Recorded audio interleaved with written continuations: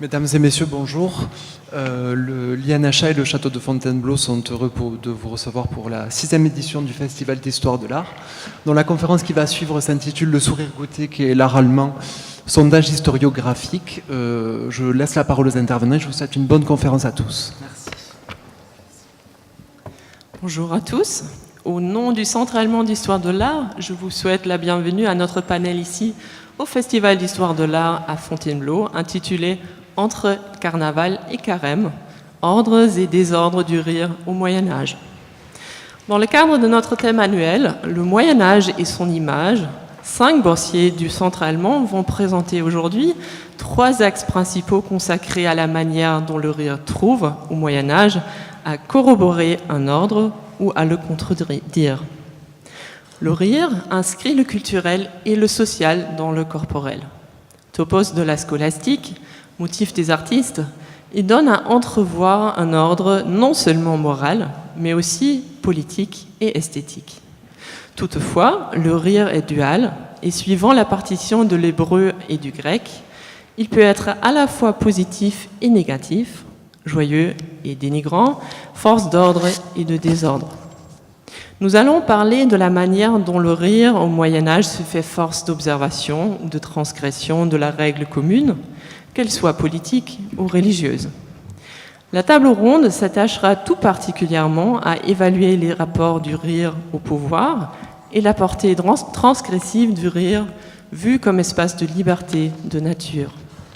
Davantage qu'une suite de présentations, cette table ronde internationale et pluridisciplinaire se veut une véritable réflexion collective animée par la présence de toute l'équipe de recherche du Centre allemand d'histoire de l'art et ouverte aux questions du public.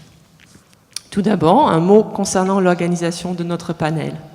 Comme les interventions se complètent, je propose que l'on fasse une discussion commune à la fin des présentations au lieu de poser des questions après chaque intervention.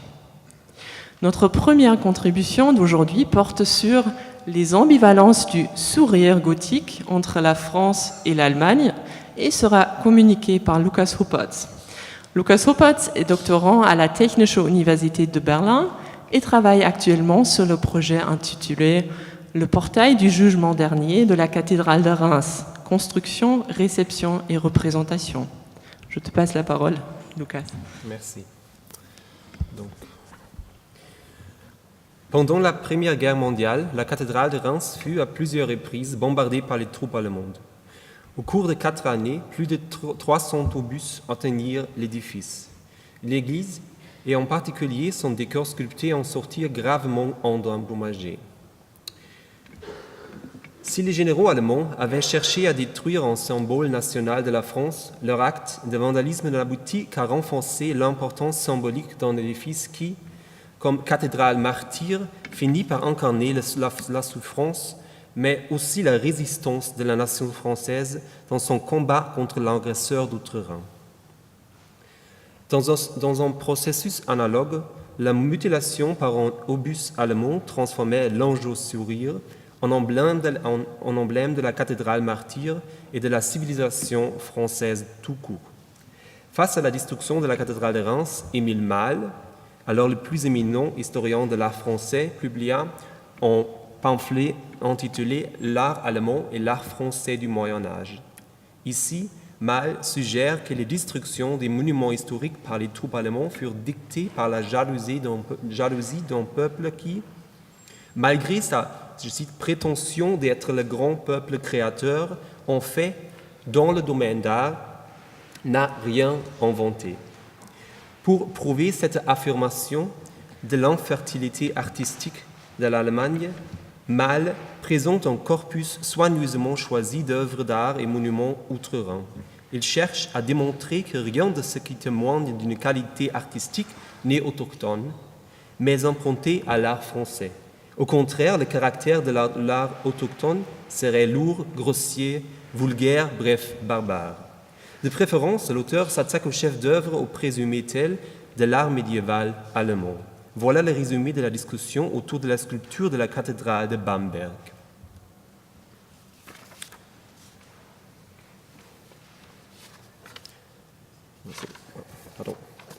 On le voit, la sculpture de Bamberg est toute française. Cependant, on n'en saurait douter, les sculptures sont bien des Allemands. Les sculpteurs sont bien des Allemands, pardon. Leur nationalité se trahit à des traits qui ne trompent pas. C'est ainsi qu'ils ont été séduits par le sourire des anges de Reims, mais qu'ils n'ont pas réussi une seule fois à le reproduire. Trop appuyé, chez eux, le sourire ressemble à une grimace. Ni la Sainte Cunégonde, ni la Vierge, ni les élus ne savent sourire. Les justes sortent de leur tombeau, non pas avec un sourire d'extase, mais avec un rictus qui leur fend la bouche jusqu'aux oreilles. L'artiste allemand semble incapable d'exprimer avec discrétion les sentiments de l'âme. Et abstraction faite du ton délibérément blessant de l'argumentation quelque peu manipulatrice, l'affirmation que les artistes allemands furent séduits par le sourire des anges de Reims, un sourire qu'il aurait été toutefois impossible de reproduire en raison de leur incapacité d'exprimer avec discrétion les sentiments de l'âme, touchait à une, ou plutôt deux préoccupations centrales des historiens de l'art allemand dans leur recherche de la caractéristique nationale de l'art du XIIIe siècle dans le Saint-Empire. Voyons à ce propos comment, en 1885, Wilhelm Bode, dans son livre traitant de la Geschichte der deutschen Plastik, c'est-à-dire de l'histoire de l'art plastique allemand, caractérise une des sculptures des fondateurs dans la cathédrale de Naumbourg, un des ensembles emblématiques non pas seulement de l'art allemand du XIIIe siècle, mais de l'art allemand tout court. Le sourire et les plis dans l'olet de la robe trahissent un pressentiment de la manière et du maniérisme ou de la façon et du vice gothique. Et cela nous donne la certitude que, au moins les figures les plus tardives de l'ensemble avaient déjà dû être réalisées au seuil de l'époque nouvelle, à la fin du XIIIe siècle. La sculpture évoquée ici est celle de Reglindis, à Naumbourg, et si je ne vous montre pas l'image, c'est parce que le livre de Bode s'en dépasse aussi. En effet, le discours sur le sourire est, dans ses premiers stages au moins, un discours d'évocation plutôt que de démonstration, un discours sur les images, en absence des images. Ici, Bode adopte une stratégie très répandue dans l'histoire de l'art allemande. Face à la révélation que le style gothique, longtemps considéré comme le style national par excellence de l'Allemagne, avait en effet été inventé en France, on s'efforçait de démontrer que les œuvres d'art réalisées dans le Saint-Empire au XIIIe siècle ne s'étaient pas développées selon une rigoureuse dépendance au gothique français, mais plutôt en opposition à cette influence étrangère. Dans le cas de Bode, cette stratégie implique le regroupement de tous les chefs d'œuvre de l'art plastique allemand du XIIIe siècle, à savoir les ensembles de Bamberg, Naumbourg et Magdebourg, dans une catégorie qu'il surnomme la première floraison dans le XIIIe siècle. Or, cette première floraison n'est nullement, comme on pourrait l'attendre, le premier gothique allemand. Au contraire, selon Bode, l'arrivée du gothique depuis la France conduit à l'engourdissement, à la pétrification de cette floraison éphémère, comme il en résulte plus clairement de la discussion de certaines sculptures à Bamberg. Le plissement abondant, je cite, le sourire typique, la fluidité des membres sont des signes caractéristiques pour la fin de cette époque artistique, à savoir la première floraison. La période gothique reprend ses particularités et les déforme bientôt vers la pétrification typique. Chez Bode, le sourire émerge comme le seuil entre la première floraison de l'art plastique allemand et sa pétrification par le style gothique, entre expression et exagération, entre originalité et répétition standardisée d'un type, entre face et grimace. En conséquence, Bode reproche au maître du tampon du jugement à Bamberg d'avoir transgressé ce seuil. En particulier, il critique le plissement surabondant des robes et l'expression grimaçante du sourire chez les élus. Par contre, il loue les sculptures des Vierges sages et folles à Magdebourg pour se tenir de ce côté-ci de cette ligne de démarcation. Et voilà, dans ce cas, il y a aussi une illustration. Même là où la douleur et la joie sont exaltées jusqu'au cri strident et l'éclat du rire, nous trouvons toute déformation et toute grimace évitée avec beaucoup de goût. Dans sa réprobation de l'expression grimaçante des élus de Bamberg, Wilhelm Bode semble partager, ou pour mieux dire préfigurer, la critique d'Émile Malle. Alors que ce consensus anachronique s'explique vraisemblablement par une esthétique classiciste partagée, il est évident que Bode et Malle utilisent la distinction dans des sens exactement opposés. Pour Malle, les sculpteurs allemands du XIIIe siècle, séduits par la beauté du sourire gothique, essayent de le copier, mais dans le processus, ils n'aboutissent qu'à un art grimaçant et outré. Pour Bode, c'est la beauté séduisante du style gothique même qui conduit les artistes allemands à abandonner un art original et monumental en faveur d'un art maniéré et sans vie. Comme nous le verrons, la stratégie rhétorique employée par Wilhelm Bode va être réutilisée jusqu'au milieu du XXe siècle par ses collègues et successeurs. En 1924, dans son livre sur l'art plastique allemand du XIe au XIIIe siècle, Die deutsche Plastik des 11. bis 13. Jahrhunderts, Erwin Panofsky témoigne de la même adhésion à une esthétique classiciste que nous avons pu constater chez Émile Malle et Wilhelm Bode. Quand bien même, Panofsky admet plus volontiers les insuffisances de la sculpture allemande que Bode. Ce point est remarquable, étant donné que le livre de Panofsky fut écrit dans une atmosphère qui était encore empoisonnée par la destruction de la cathédrale de Reims et la polémique qui en avait résulté. En tout cas, pour Panofsky, les défauts de l'art allemand sont dialectiquement liés aux points forts de ce même art. Entre ceux-ci, Panofsky faisait notamment ressortir une grande perspicacité psychique qui pourrait être qualifiée comme une vertu de ses défauts. Et cette vertu de ses défauts est en français dans le texte original. Cet art, qui a du mal à produire des formes qui soient ressenties et modelées organiquement, insiste d'autant plus que ce que ces formes signifient au-delà de leur existence organique émane d'elles, ça veut dire de ces formes, immédiatement comme une expression qui se révèle au sentiment. Il n'est pas étonnant que l'expression artistique progresse dans un mouvement entre les oppositions croissantes, qui ne sont pas dramatiques, mais plutôt psychologiques. En soulignant la tendance et la capacité de visualiser une vaste gamme de sentiments comme la caractéristique centrale de l'art allemand, Panofsky se débarrasse de la nécessité d'excuser l'expressivité excessive de cet art. Il se borne à constater les contrastes pathétiques et la tendance à une hypertrophie de l'expression psychique qui lui semble typique pour les œuvres tardives à Bamberg et Naumburg.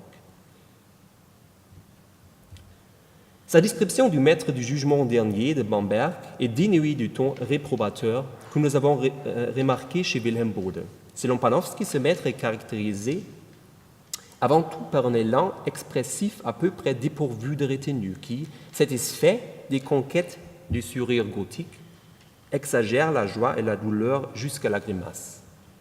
Il est quand même remarquable que dans la sélection des images qui accompagnent le livre de Panofsky dans un tome séparé, les représentations de ces visages grimaçants font presque totalement défaut. Par contre, et en contraste à la sélection beaucoup plus limitée de Wilhelm Bode, la sculpture de Reglindis à Naumburg est présentée sur 2 planches. Alors que Bode voyait dans le sourire de la sculpture de Reglindis à Naumburg le présage d'une influence néfaste du gothique sur la première floraison de la sculpture monumentale dans le Saint-Empire, Panofsky cite ce sourire bienveillant simplement comme un indice ultérieur d'une connexion possible entre les ateliers actifs à peu près simultanément à Magdebourg et Naumburg. Enfin,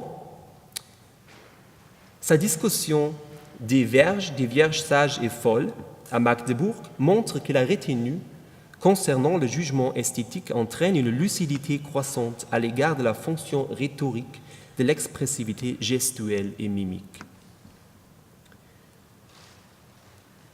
Je cite, « La distinction des vierges sages et folles, des folles, ne se produit plus par une différenciation de l'habitus extérieur, mais par une différenciation de l'attitude psychique, c'est-à-dire par le geste et la mimique.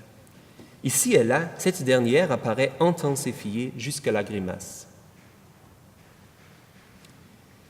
Malheureusement, le regard sobre que Panofsky jetait sur ces sculptures hautement expressives restait exceptionnel à son âge, dans son temps.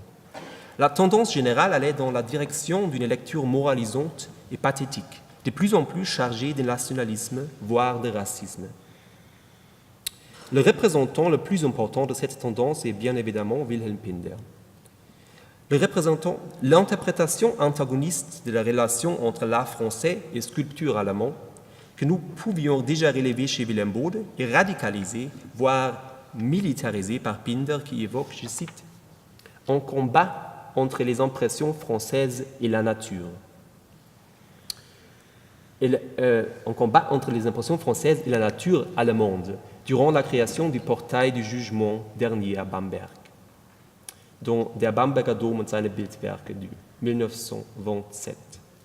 Alors que Panofsky avait simplement constaté la tendance à l'extrême comme une caractéristique de l'art allemand, Pinder exalte cette tendance en la reflétant dans une prose ampoulée. En parlant du tympan du portail du jugement, de quoi son livre nous donne enfin à voir au moins quelques détails splendides, Pinder semble faire écho à Émile Malle, là où ce dernier avait critiqué le fait que les justes sortent de leur tombeau non pas avec un sourire d'extase, mais avec un rictus qui leur fend la bouche jusqu'aux oreilles. Pinder évoque, là, je cite, « la tempête intense des sentiments qui déchirent les visages ». Quand bien même, Pinder préfère l'auguste monumentalité du cavalier de Bamberg et des figures de la Visitatio à l'image turbulente du jugement dernier.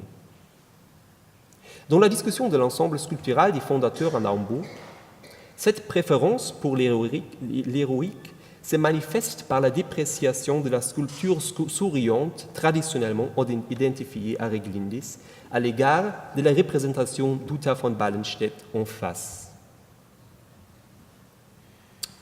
Et voilà une double page de ce livre de Wilhelm Pinder. Comme avant lui, Willem Bode et Erwin Panofsky, Wilhelm Pinder ne fonde pas son jugement uniquement sur des observations stylistiques.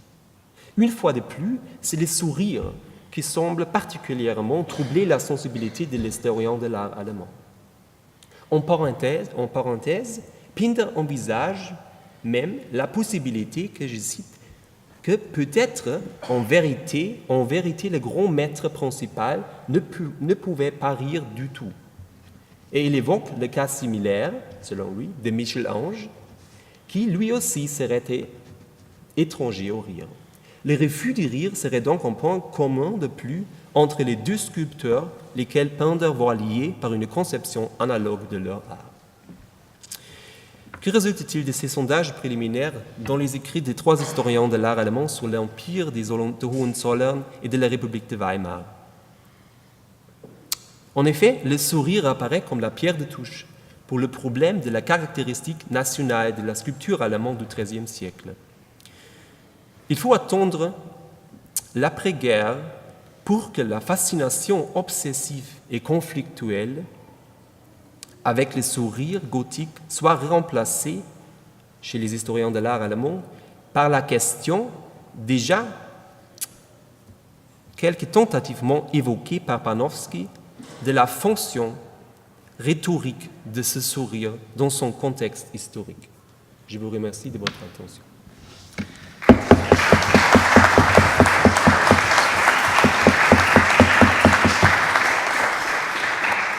Merci Lucas pour cette communication riche qui témoigne des liens peut-être inattendus même entre le sourire en France et en Allemagne et qui a repris quelques éléments déjà abordés par Jean Wirth dans sa conférence de tout à l'heure. Il faut en parler plus tard, je dirais. Après les ambivalences du sourire gothique, nous allons maintenant passer à la deuxième présentation de notre table ronde qui s'interroge sur les désordres et rires chez les masques de feuilles médiévales. J'ai donc le plaisir de passer la parole à Andrew Murray, docteur en histoire de l'art de la UCL London. Au centre allemand, Andy réalise actuellement un projet de recherche intitulé « Retenu par Monsieur », les artistes entre la ville et la cour dans la Bourgogne du temps médiéval. Merci. No. Okay. I've got my stuff. Yes. Deux écrivains russes ont joué un rôle fondamental dans la conceptualisation de la place du désordre et du rire dans l'art médiéval, Mikhail Bakhtin et Aaron Gurevitch. Les deux voient une dualité dans la culture médiévale.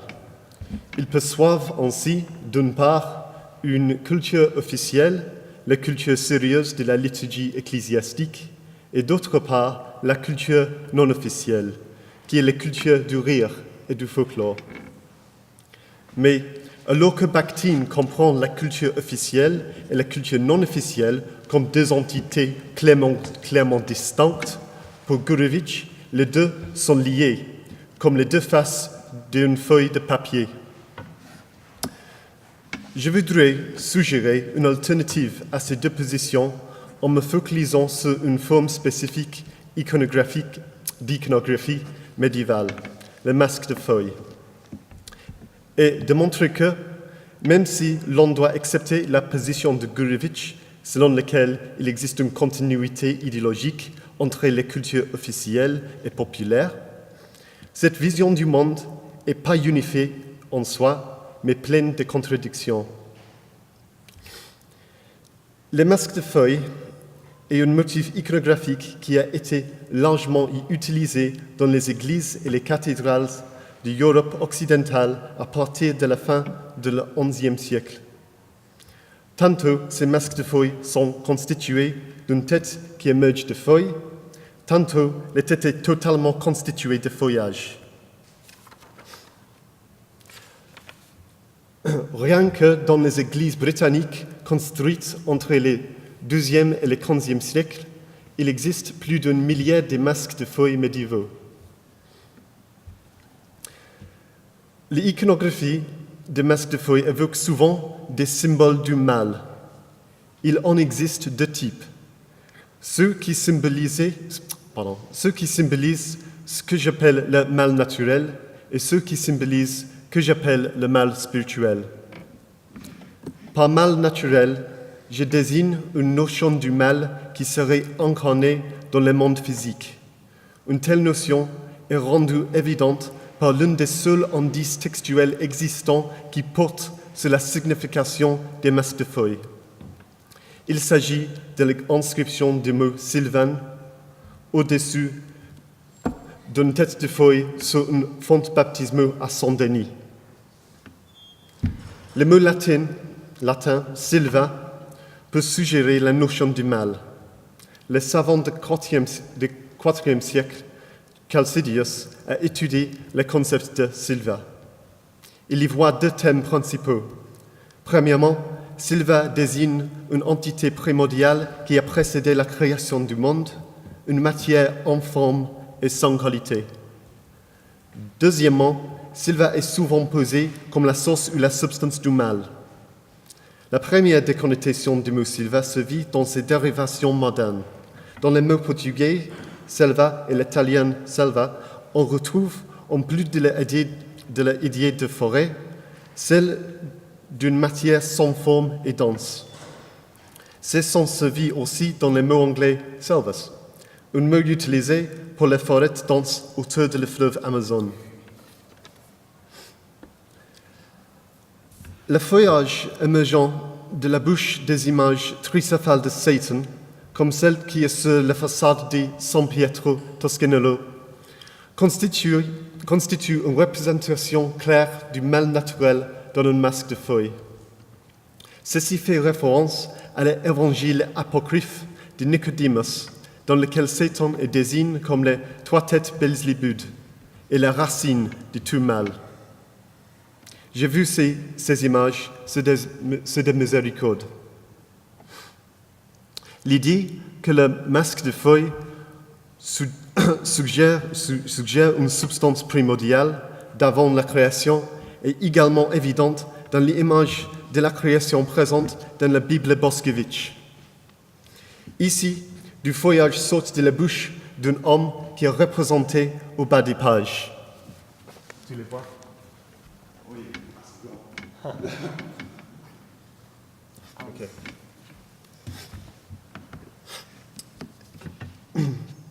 Et cette disposition l'exclut de l'acte de création divin qui est représenté dans les rangs 2. Je vais maintenant aborder la deuxième notion du mal, celle du mal spirituel. Pour la théologie chrétienne, le mal est seulement une privation et n'a pas de substance positive. Saint Augustin le dit clairement, mal n'a pas de caractère positif, mais le peuple du bon a reçu la norme du mal. Augustin ainsi que des autres autorités patristiques et plus tard scolastiques avaient hérité de la croyance néoplaticienne selon laquelle le mal ne serait pas seulement un concept moral, mais serait aussi un concept ontologique. Le mal serait ainsi la négation de l'être et de l'existence. Le symbolisme du mal spirituel est complexe. Comment le mal spirituel peut-il être représenté s'il n'est jamais incarné? Pour répondre à cela, il faut examiner comment ce mal se manifeste indirectement par son effet sur la création. La chute de l'humanité entraîne 3 formes du mal dans la création: la prédation, la luxure et la tromperie. Ces 3 formes du mal se trouvent souvent dans les masques de feuilles, tantôt réunies et tantôt indépendantes. Premièrement, l'imagerie de la prédation. L'enseignement répandu chez les pères de l'Église est que, alors qu'avant la chute, Adam pouvait vivre avec tous les animaux comme un ami. Après la chute, ces mêmes créatures deviennent ses prédateurs ou ses proies. Les masques de feuilles sont souvent représentés comme des animaux, comme des figures autres. On y trouve des bêtes, des lions ou des créatures hybrides. Dans d'autres cas, des animaux se cachent parmi les feuilles. Quelques exemples. On peut voir un hibou, là. Ouais, je l'adore. Et j'aime beaucoup ces exemples de ces hommes qui deviennent les aines. J'ai pris cette photo là, d'une église dans Ifli.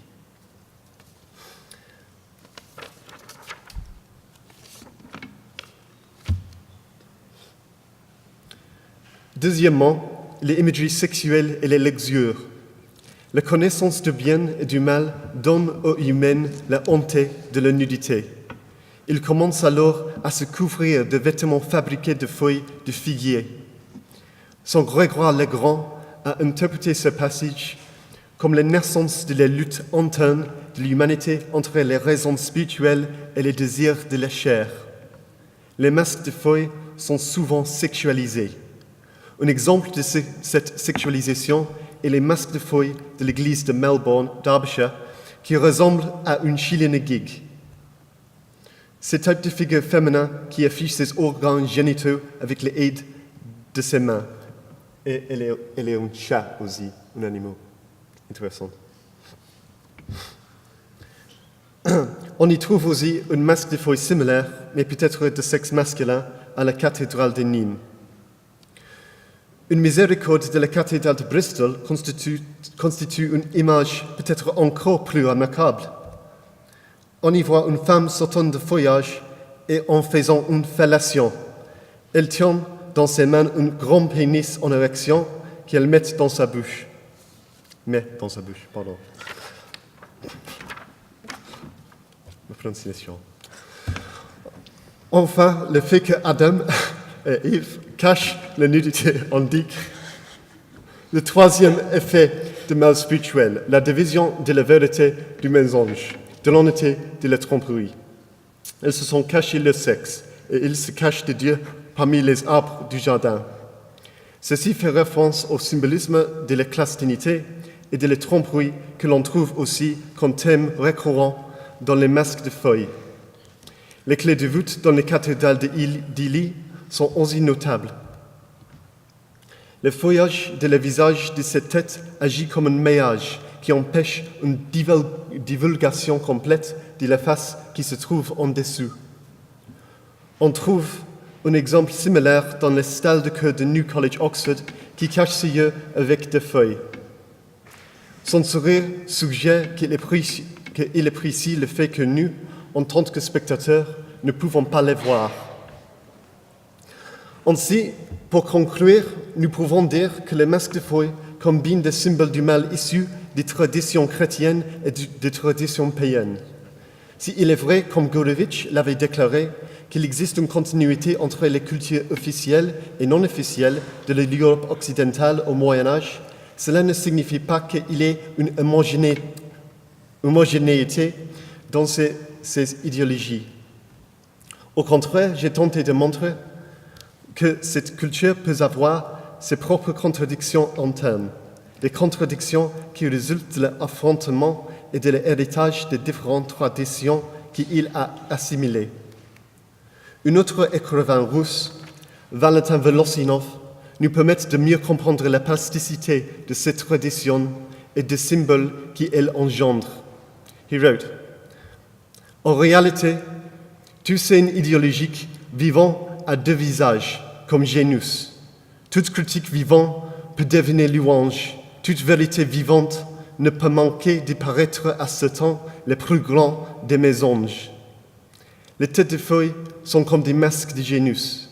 L'iconographie des têtes de feuilles entre dans le système de la culture officielle de l'Église tout en se appropriant des motifs païens afin de s'adresser à un public populaire. J'ai fini.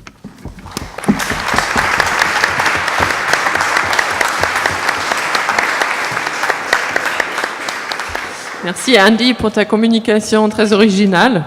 Le mal naturel et le mal spirituel ont certainement provoqué beaucoup de réactions et on va les discuter dans un instant.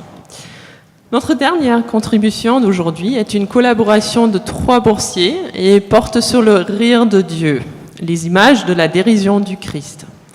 Et elle sera communiquée par Judith Soria ainsi que Nina Reis et Martin Schwarz. Judith est docteure en histoire de l'art et vient de l'école pratique des hautes études de Paris. Elle travaille chez nous au Centre allemand sur le projet intitulé « Chercher Byzance », l'émission scientifique des historiens de l'art byzantin au début du XXe siècle. Elle sera accompagnée par Nina Reis, doctorante à la Freie Universität de Berlin, qui complète sa thèse entre tapisserie, peinture et enluminure, les dessins de la guerre de Troie au Louvre et leur mise en œuvre en tapisserie. Martin Schwarz conclura la présentation commune. Martin vient de l'Université de Chicago et écrit actuellement sa thèse sur la culture matérielle et visuelle de la scolastique. Merci Nele. Alors, nous avons choisi un épisode de la Passion pour aborder cette question du rire et du ridicule, car une des particularités de l'histoire de la Passion réside dans le paradoxe et l'antinomie, qui sont des figures et des procédés qui ressortent particulièrement dans les évangiles, qui ressortissent de la pensée même des évangiles.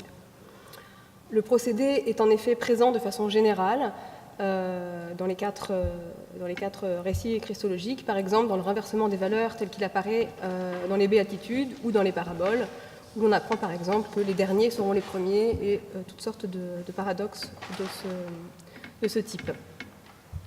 Les images de la dérision du Christ nous permettront donc de voir ce procédé à l'œuvre au travers de quelques études de cas dans lesquelles nous pointerons donc en particulier le rôle du rire et du ridicule.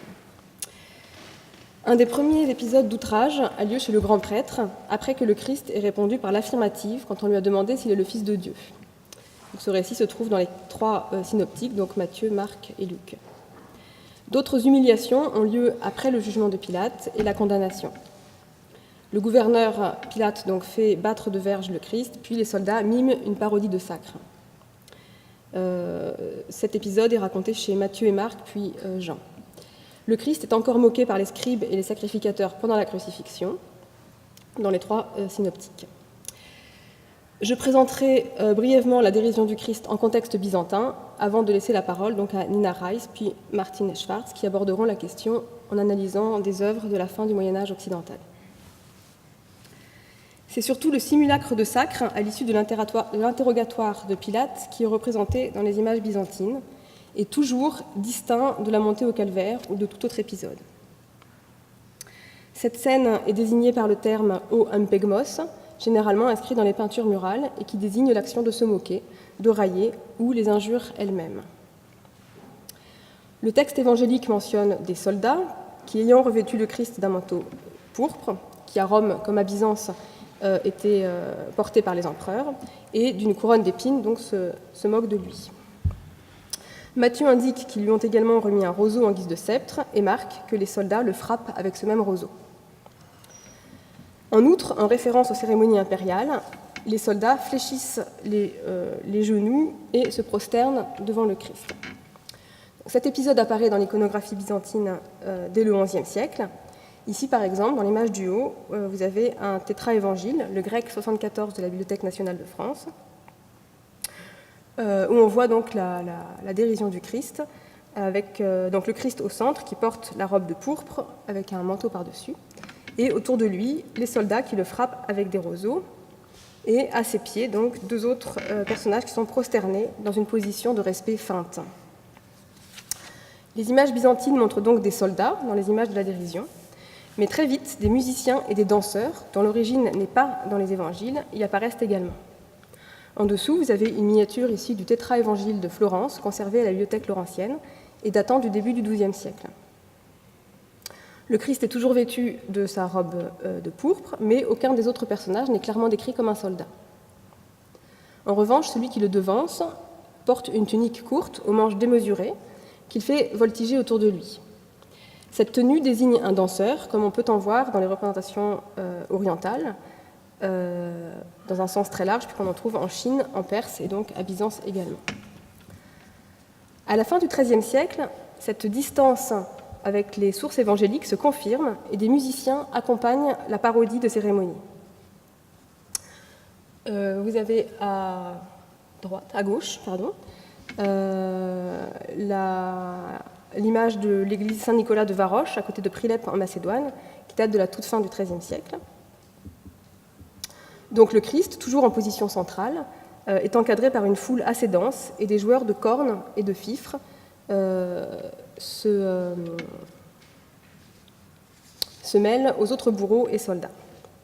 À côté, vous avez l'image de l'église Saint-Nicolas Orphanos à Thessalonique, où on voit des percussionnistes qui se sont joints aux moqueurs. L'image de la dérision de Saint-Georges à Staro-Nagoricino, en Macédoine également, combine danseurs et musiciens. Leur présence dans les représentations des outrages au Christ peut être expliquée par l'attitude des opposants au pouvoir impérial à Byzance, qui avaient pour habitude de parodier les cérémonies officielles. Les chroniqueurs et historiens byzantins nous ont transmis plusieurs récits dont on trouve l'écho dans les images de la dérision. On peut citer l'apparition au balcon du palais des Blachernes de Constantin IX Monomaque face à Léon Tornikios, général qui assiège la ville en 1047. L'épisode donc est relaté par Michel Psellos et il nous dit donc que la famille impériale se fait insulter par les troupes du général qui assiège la ville. Et on peut également citer la procession parodique humiliant Manuel Ier, organisée par les Vénitiens en 1149, et cette fois racontée par Nicetas Cognates. Une des constantes de ces épisodes de rébellion est que les rebelles, ou ennemis étrangers dans le cas des Vénitiens, mêlaient à leurs insultes des danses et des chants qui, éventuellement, parodiaient les louanges prévues normalement dans les cérémonies impériales. Dans certaines images de la dérision du Christ, des danseurs et acrobates sont partiellement dévêtus. Nous en avons l'exemple à Saint-Georges à Polochko en Macédoine également, où vous voyez ce percussionniste qui a sa tunique relevée au niveau de ses fesses et celui-là qui, alors qu'il met la tête en bas, se découvre le postérieur. Donc à Saint-Georges-Polochko en Macédoine et à l'église rupestre d'Ivanovo en Bulgarie, où vous avez également ici donc, un espèce d'acrobate qui est nu ou à demi nu, en tout cas qui a les fesses à l'air. On sait que la nudité, très rare dans les représentations byzantines, désigne des personnages extrêmement négatifs, comme les malades ou les déchus. Et on peut citer Job à moitié nu sur son tas de fumier, qu'on trouve fréquemment dans les miniatures. Les pécheurs ou les damnés, dont Judas est le meilleur exemple. Vous voyez ici une image de la mort de Judas à Dečani, au Kosovo, dont la tunique retroussée laisse apparaître les fesses.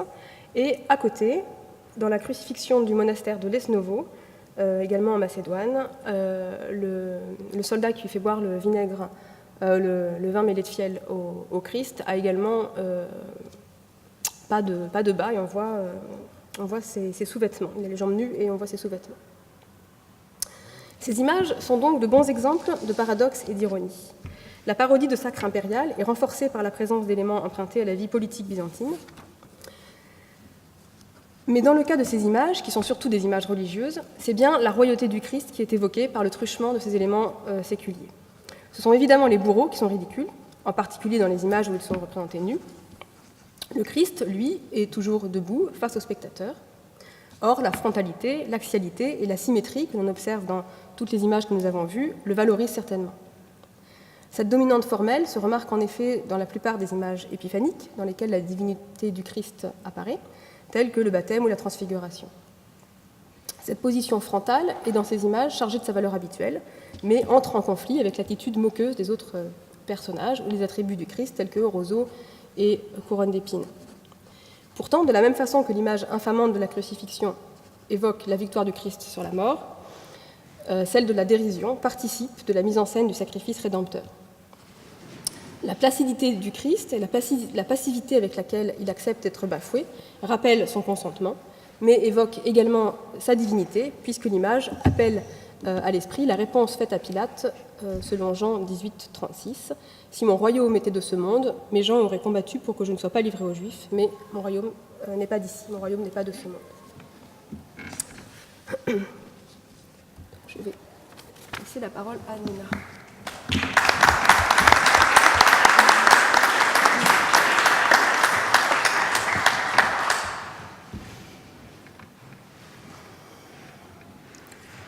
Je voudrais examiner la dérision du Christ à l'exemple d'un dessin du maître du portement de Croix de Worcester, un peintre et enlumineur actif en Bavière vers 1420-30.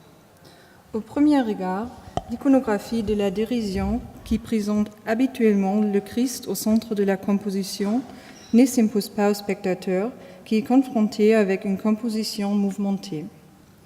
Le dessin nous montre un vrai désordre esthétique. En fait, Jésus-Christ est jeté au sol par ses bourreaux qui l'entourent. Là, il est à quatre pattes pendant que les hommes cruels le torturent. Le dessin représente l'humiliation du Christ à un niveau extraordinaire et témoigne de l'augmentation de la violence dans l'iconographie de la dérision au cours du XVe siècle. Le Christ subissant paisiblement son tourment afin d'accomplir le plan divin n'est plus au centre de la représentation. En revanche, la brutalité des bourreaux forme le sujet principal. Pas moins de 8 hommes entourent Jésus-Christ. Pendant que la personne centrale qui marche sur la robe du Christ lui bande les yeux, un deuxième lui tient la tête avec sa main gauche et lève sa droite pour frapper sa victime. Entre les deux bourreaux, on voit le main d'une troisième qui tient Jésus avec une laisse. À sa gauche, il y a une personne qui souffle fortement dans une corne à l'oreille de Jésus. La violence extrême de la scène est démultipliée par le quatrième bourreau derrière le Christ qui lui donne un coup de pied. En regardant les autres personnages qui sont accroupis, ici c'est les personnes qui donnent Christ une coupe de pied. En regardant les autres personnages qui sont accroupis, un deuxième niveau est révélé.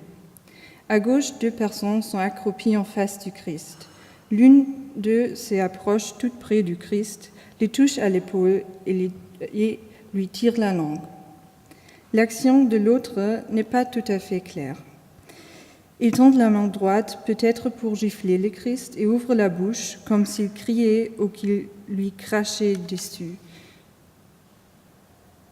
Ici, on voit un petit détail, peut-être ça c'est lui qui crachait à Christ. Gifler le Christ, tirer la langue et cracher sont des motifs traditionnels de l'iconographie de la dérision. À l'extrême droite de la composition, un autre homme avec sa bouche ouverte et accroupi. Le phylactère dans sa main droite reproduit ces paroles « Prophétisse qui te percussit ». En français, « Prophétisse, dis-nous qui t'a frappé ». Il s'agit de la phrase prononcée par le bourreau dans l'évangile de Matthieu, chapitre 26, verset 68 de la Vulgate. L'épisode de la dérision a lieu directement après la condamnation par Caïphe et avant d'être présenté à Pilate. Il correspond probablement à une coutume ancienne de la moquerie des condamnés. En outre, le fait de bander les yeux et de lui demander qui l'a frappé reflète un jeu réellement joué au Moyen-Âge, la main chaude. Des représentations du jeu se trouvent fréquemment dans le bas des pages des manuscrits médiévaux. Ici, vous voyez en bas des pages du chansonnier de mon pays. La scène de la dérision combine en fait l'outrage physique et la moquerie sur le pouvoir de Jésus-Christ.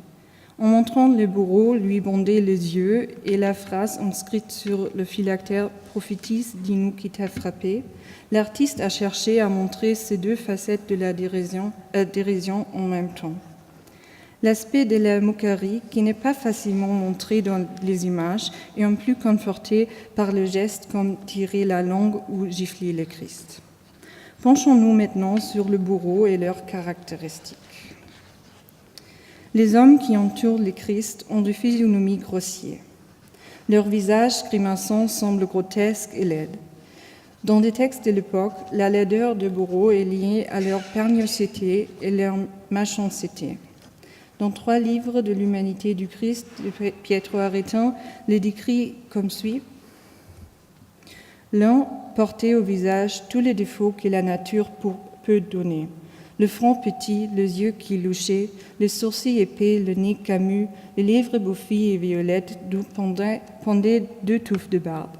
L'autre était plein de toutes les disgrâces que le monde donnait d'habitude à qui mène méchante vie. Par ailleurs, les vêtements des bourreaux sont en désordre. Leurs pantalons lâches mettent leurs jambes partiellement à nu. Malgré cela, l'homme qui s'est approché du Christ pour lui tirer la langue tend son postérieur. Pour éclairer ce point en bas, en détail du portement de croix de Worcester, le chef-d'œuvre de notre dessinateur, où ce type de pantalon noué est tout à fait reconnaissable. Les nattes de l'autre sont également remarquables. Ici.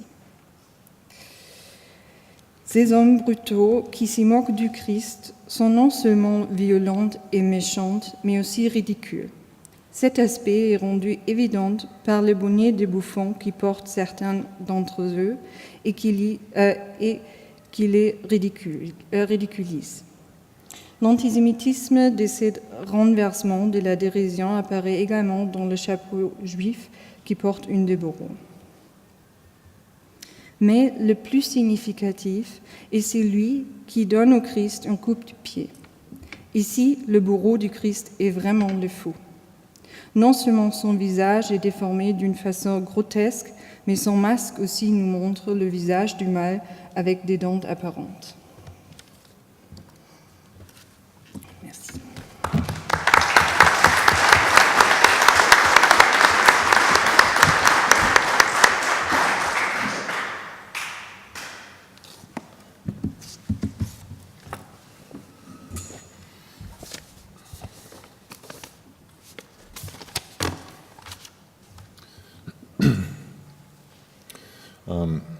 Nous nous tournons maintenant vers le rire au pied de la croix.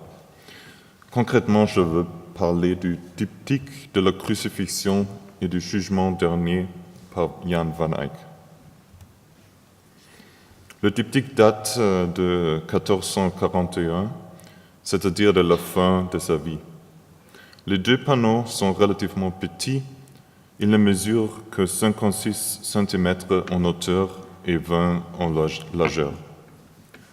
Pour autant que je sache, ce diptyque est une des plus anciennes représentations visuelles de la dérision de Jésus sur la croix. De plus, elle est certainement la réflexion la plus subtile de ce thème dans l'art européen du XVe siècle. Commençons avec le panneau de gauche, celui de la crucifixion. Au-dessous des crucifiés, nous voyons la foule qui s'attroupe pour assister et participer au spectacle de l'exécution. Comme c'est souvent le cas chez Jan van Eyck, une grande attention est prêtée à la conception de la physionomie et des visages. Ici, chaque visage est une étude de la psychologie humaine. En ce qui concerne le rire, considérons les 4 cavaliers orientaux. La figure centrale semble faire une blague, pendant que ses compagnons éclatent de rire. Comme celui à l'extrême gauche, sa bouche est ouverte. Nous pouvons même voir ses dents du haut. L'autre personnage à droite sourit d'une manière qui révèle toutes ses dents et aussi sa langue. Visuellement, Van Eyck juxtapose la bouche de l'homme et la bouche du cheval. Faisons donc une association entre l'animalité, voire la bestialité, et le rire au pied de la croix, c'est-à-dire la dérision de Christ. Juste au-dessus de la croix, nous distinguons 2 personnes riches et nobles. Celui à la gauche qui touche l'épaule de son compagnon fait un grand sourire. Mais celui à la droite a retourné sa tête vers le Christ situé au-dessus. Visiblement choqué à la vue du crucifié, il a les yeux et la bouche grands ouverts, ce qui suggère qu'il n'est pas sensible à la blague. Regardez aussi Caïphe, le grand prêtre vêtu de rouge qui observe le spectacle avec un grand plaisir et qui est apparemment amusé par les 2 bouffons qui tirent la langue en se moquant de Jésus. Ça, c'est les 2 bouffons.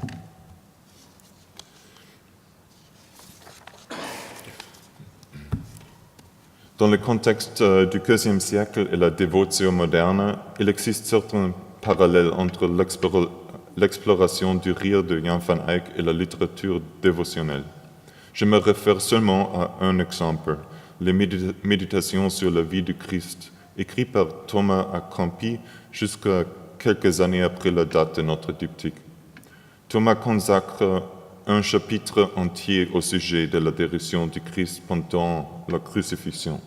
Ce chapitre est fondé sur un passage de l'Évangile selon Marc, dans lequel la foule crie « Sauve-toi, toi-même, en descendant de la croix », pendant que d'autres disent « Il a sauvé les autres et il ne peut se sauver lui-même ». Durant la deuxième moitié du XVe siècle, le rire au pied de la croix devient un objet de réflexion et de méditation important. Pour Thomas, la dérision de Christ est le plus grand crime, plus grave même que la crucifixion. Rire face au Christ, afin de se moquer de lui, c'est le péché ultime, le pire blasphème qui comble la torture de la passion et donc la culpabilité de l'humanité. Orientons-nous maintenant vers le panneau de droite. Le jugement dernier est divisé en 3 registres. Au registre supérieur, c'est le registre supérieur. Nous voyons le ciel avec le Christ présidant la cour céleste et l'assemblée des saints et des bienheureux. Au-dessous, nous apercevons la résurrection ainsi que Saint Michel, archange combattant la mort. Le registre inférieur montre l'enfer. Il révèle une orgie de démons, des animaux fantastiques et des bêtes fauves qui torturent les corps des damnés. La figure la plus frappante est celle de la mort. La mort est un hybride composé d'un squelette humain et d'ailes de chauve-souris avec lequel il couvre l'enfer. Van Eyck peint la mort en raccourci perspective extrême de telle manière qu'elle semble dépasser le plan de l'image. Les orbites creuses du crâne pointent directement vers le spectateur et sa bouche nous montre un rire d'un plaisir macabre. Le rire de la mort se prolonge dans le visage des démons au-dessous. Les monstres sadiques ridiculisent et moquent ceux qui avaient blasphémé le Christ avec leurs blagues dans les panneaux en face. Un dernier point à relever concerne la signification de la mort riante. Il me paraît que ce motif est inspiré par ou de main connecté au culte du memento mori, qui célèbre l'inéluctabilité de la mort vers la fin du Moyen-Âge. Particulièrement, on peut déduire le motif du squelette ricanant de la danse macabre, un type d'image très populaire tout au long du XVe siècle en Europe du Nord. Fondée sur la conviction que, face à la mort, chaque personne est égale, la danse macabre se moque de la vanité des gens de toute provenance sociale, du pape jusqu'au mendiant.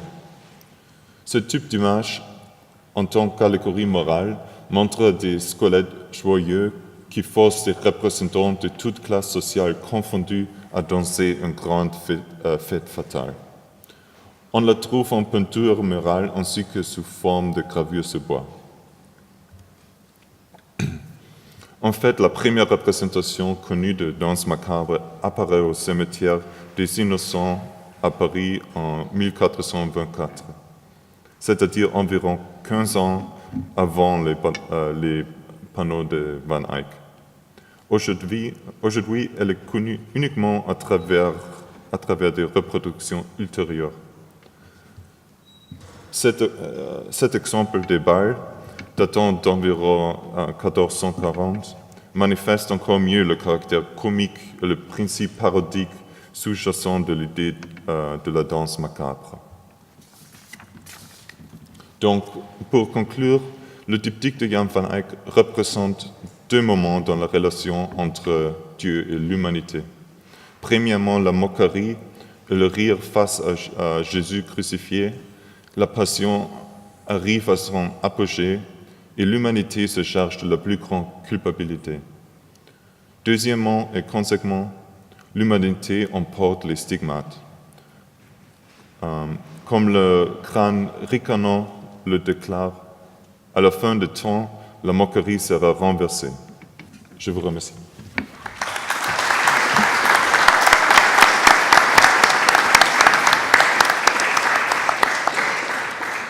Un grand merci à tous les intervenants. Il est maintenant le temps d'ouvrir la discussion et je suis sûre qu'il y aura plein de questions. En fait, je vais faire le chemin entre vous et la table ronde. Est-ce qu'il y a des questions ?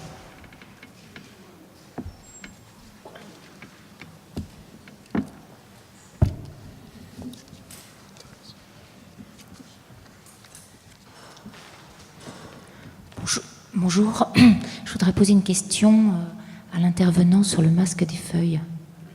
Je voudrais savoir si vous avez eu l'occasion d'étudier la relation entre ces représentations de masque des feuilles et les représentations de l'homme sauvage.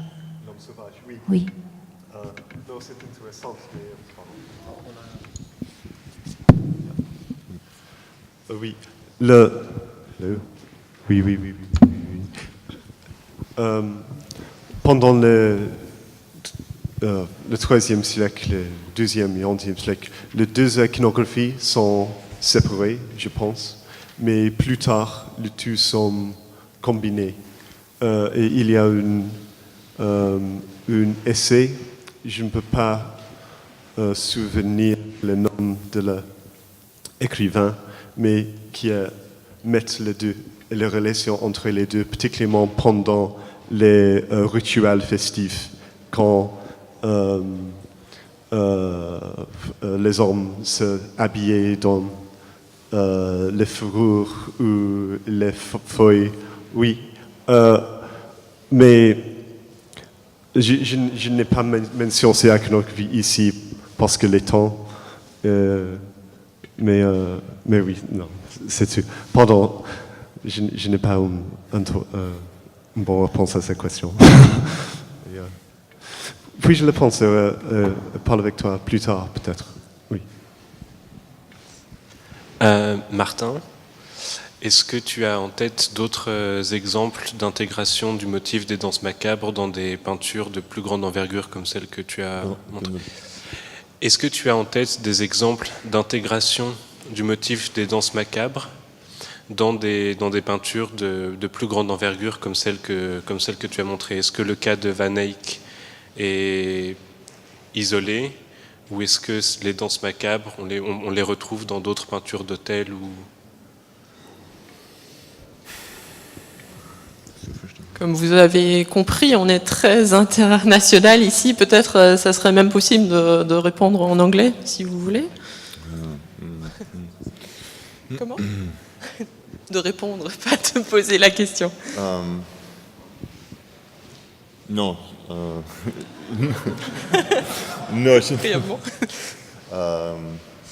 La représentation de Van Eyck, le rire dans la crucifixion, c'est ce que je sache le seul exemple dans le XVe siècle.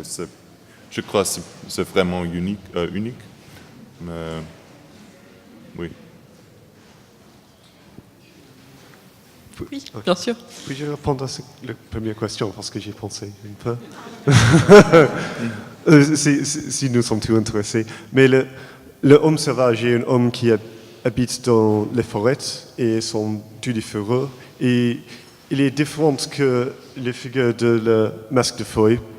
Les deux sont une combinaison de l'homme et la nature. Mais l'homme sauvage est une figure chaotique. Il n'est pas, je pense, du mal. Il est une figure sans les lois. Et il est plus masculin. Il est utilisé plus dans les écus dans les maisons. Et une figure plus masculin. Et une figure de fort. Et je pense de la masculinité qui n'est pas suppressée, je pense, par la culture. Et il y a les similarités parce qu'il marque une part de l'homme qui est mise dans la nature, comme avec les têtes de feuilles qui est la part de l'homme sexualisée comme les bêtes. Mais il n'est pas une figure de mal, une figure de masculinité pour moi. C'est une bonne réponse? Non? Peut-être? Je ne sais pas s'il y a des bonnes ou des mauvaises réponses, mais oui, pour moi, l'homme sauvage a des manifestations et est une des représentations, peut être une des représentations du mal. Mais bon, après, il faudrait partir peut-être dans des exemples. On en reparlera peut-être, si tu veux bien. J'avais une question plus générale sur au Moyen-Âge. Sur les rapports justement du rire et du politique et de la religion. C'est-à-dire que le rire est donc très lié au mal, au Moyen-Âge. Le rire est très lié au mal au Moyen-Âge.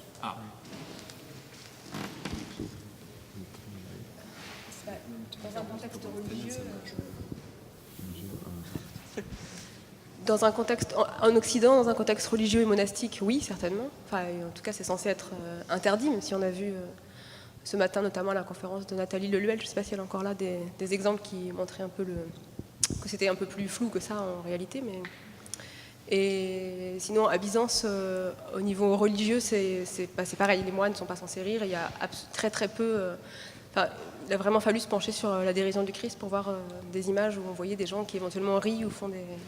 Voilà, c'est quelque chose qui n'est pas du tout présent dans les images religieuses. Après, il y a ces exemples dont j'ai parlé de mascarades, mais qui sont vraiment du domaine politique. Pour moi, c'est une question très importante.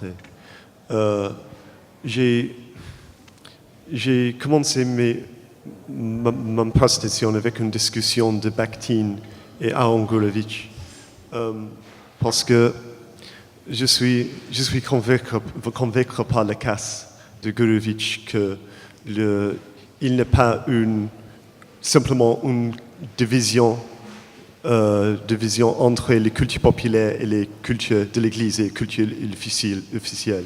Les deux sont mélangés. Mais il est important, néanmoins, à trouver et penser de la contradiction de son système, de ses idéologies. Parce que, pour moi, il est important à penser de l'agence de la classe populaire. Il n'est pas la décoration de l'Église, quand nous voyons la décoration de la masque de feuilles ou autre drôlerie, il y a une influence populaire et n'est pas seulement, ces images, ce n'est pas seulement didactique, mais puis-je penser à la question de notre fois. Pour moi, je trouve à penser qu'on peut penser une culture unifiée, mais non pas une hégémonie de l'Église, mais une culture négociée par les classes divergentes, mais qui partagent les mêmes cultures. Et il est difficile à faire parce que nous n'avons pas assez beaucoup de documents. Pour les masques de feuilles, nous avons le mot Sylvan. Il est difficile à examiner les idées des hommes médiévaux, particulièrement de la culture orale de la classe populaire. Mais je trouve, en étudiant les iconographies de l'Église, les iconographies marginales populaires, je trouve j'essaie à trouver les agences et les idées de la classe populaire. Et pour la raison que je pensais que les idées de Valentin Volostinov est importante. Est-ce qu'il y a d'autres questions? Oui.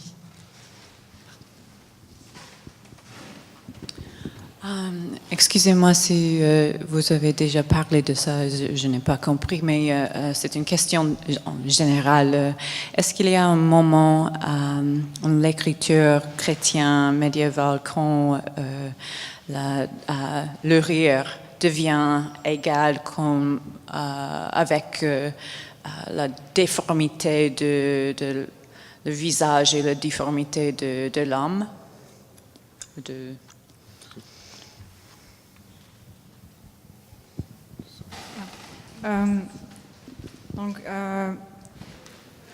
Comme je présentais, il y a quelques textes au Moyen-Âge qui font en fait cet lien entre le visage